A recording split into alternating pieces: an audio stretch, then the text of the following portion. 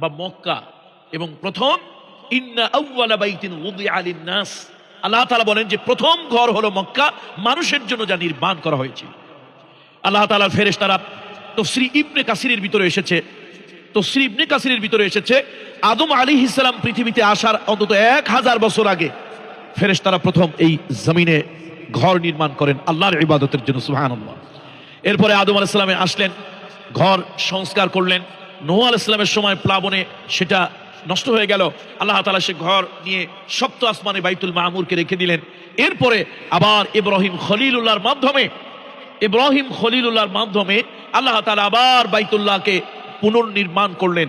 ইসমাইল জবিহুল্লাহ, ইব্রাহিম খলিলুল্লাহ দুইজনে মিলে আল্লাহর ঘর করলেন।